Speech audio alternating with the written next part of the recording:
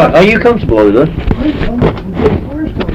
don't put any more on all of them. No, I don't want to detain you too long. You're not detaining me yet.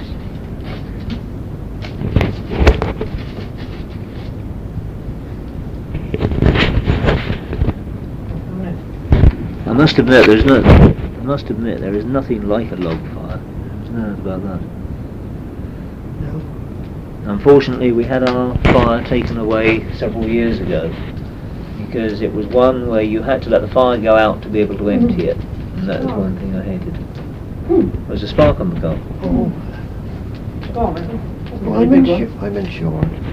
You're insured, so you're all right then. Do you live in Hungerford? I live in Hungerford itself, yes. I'm a Londoner by birth.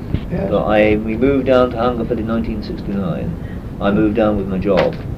And we wouldn't go back to London now. There's no doubt about that. We feel we're part of Hungerford. All our friends are here. We've got far more friends in Hungerford than we would ever have in London. Yes. And we're very, very happy here. My wife works at the surgery. She's one of the receptionists at the surgery. Yes. And I joined the Historical Association. I've always been interested in history, but never so much in local history. And then Anne Gresham Cook suggested that it might be a good idea to talk to you to get a little bit of what it was like in Hungerford Newtown and in this area many years ago, because I know nothing about it at that time. It was a completely different world for me. Well, of course, we had one of the roughest old characters lived in this house. The house belonged to Miss Jane Gale. Well, she was I always said she was the outcast of a good family, because she was an educated person, but to see her about, you wouldn't think, well, she had her own cows down here. She used to keep a couple of cows and milk, sell it in the village, wean the calves, keep them till they were 12 months old or so, and then sell them, buy some more. She used to keep a good sow and breed some pigs, sell them, and she even kept a mare and bred a foal or two. She was quite a good smallholder. She had all the land from here right through, including where Mr. King lived until the next age, the outside. And she had a man living with her, old Webby. He was the biggest poacher as was ever known. Of course, I don't ever remember him being caught poaching, but he used to get pheasants galore. The old lady, you see, she was like that. It was their life. She used to pay for his game license. He had a game license to kill game on her property. On their property, yeah. Where he went to get the rest wasn't no concern of him, of hers, but he used to get them. And there was times when he's been fined for various things. She'd go to court with him, pay his fine. And she was enjoying the benefits of it all the time. Yeah.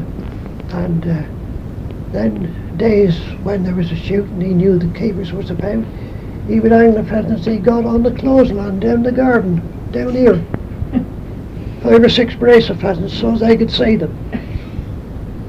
He knew if he had 1 foot off the footpath and a keeper was there, he was liable. Yeah.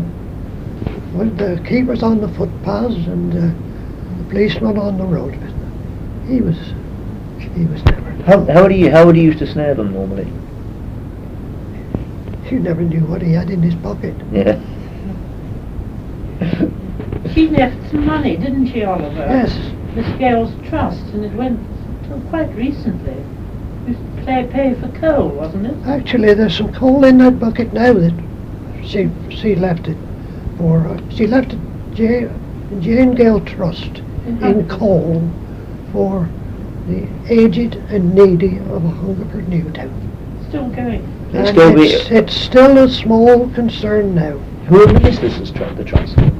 Pardon? Who administers the trust? Who looks Mother after it? helped for a long time, was on the committee, but I don't know who does it now. Is it the Oh, the Miss church Lawrence. council that run it? That No, administer it? no, the church Nothing to do. don't ever anything to do with the church. You never know what they got. They got most money and won't spend any.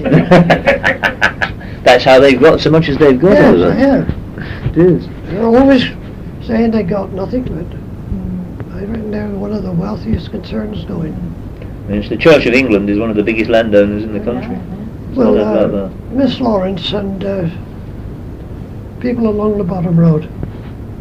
Candler, he's one of the churches, and I think Mr. Holmes at Upper Eddington. What, who administer the Who trust? are on the committee, yes. Yeah. Bert King used to be on it, but of course he's away now.